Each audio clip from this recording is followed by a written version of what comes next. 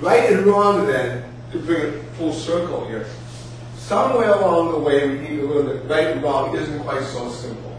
There's so many factors that come into play, motivations come into play, situations come into play. Now that gives us onto another subject, which really, we're entering into deviant behavior right now. But it's one worth entering into. Is right or wrong dependent upon the situation? Right action, wrong action, dependent upon the situation? Or is there right or wrong? And it's right or wrong regardless of what the situation is. Do we have a foundation of beliefs, of values, that tell us if you enter into this situation, and this is the problem you face, this is the answer for that? Or does the answer depend on, and then you get all these other factors, the situation, how much time you have to devote to the problem? Oh, it's a parent.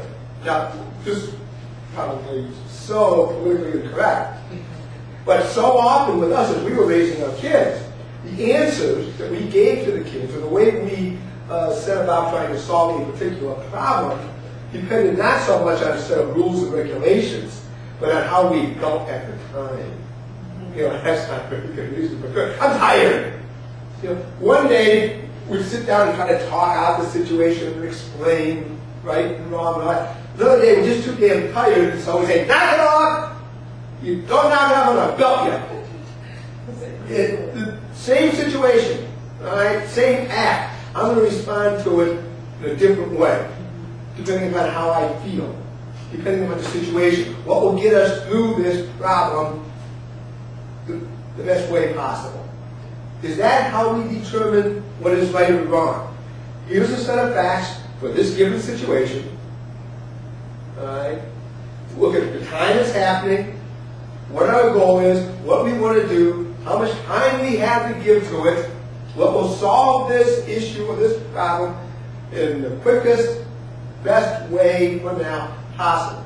And whatever will do that, that's the way we go. That's the way we act. Is that the way to do it? Or do we have a set of guidelines and rules and regulations or values or things, whatever? So that when we go into a situation, we go, okay, here's the problem, here's the situation, it's like we have a bag here or a book we can open up and go, okay, now which value, which belief, which rule or regulation do we have that applies to this situation, and that will tell us what to do? Which is it? Which way do you act as a parent? Do you set down rules and regulations? Do you set down, teach your kids values? Set up, whether it's religious beliefs or ethical tradition, whatever it may be, there's some foundation upon which you stand. It's there to guide you through situations. It tells you what is better, which way do you go. What do you teach your kids?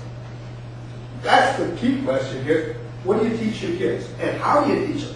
You set down rules and regulations. Say, this is right, this is wrong, this is right, brings reward, this is wrong, brings punishment. And this is the way you raise your kids, and then, when does that time come when you almost have to go, oh, time out. You know, everything I just said, or we've been saying for the last 6 or 7 years, well, now we're going to have to modify it. You know, well, it isn't quite so simple. It really gets confusing with criminal justice system. That situation I pointed out earlier, that happens all the time. And there are people that, if I hit you, it's 5 years. Period. It doesn't make any difference why. It's 5 years. Oliver North wants to get something done.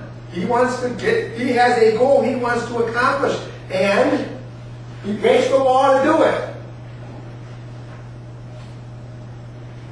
He's a hero. His motivation is taken into, did he do right or wrong? He broke the law. That's a wrong, right? Right, wrong, right. Is that a wrong, right? Is that a right, wrong? That's a wrong, right? Huh? He did a wrong. He broke the law. That's a wrong. He's a hero. Another person, 18, 19-year-old, walks into a store, steals a loaf of bread, doesn't have anything to eat. That's wrong? He's a criminal. How come what's going on here? Well, the one's a patriot.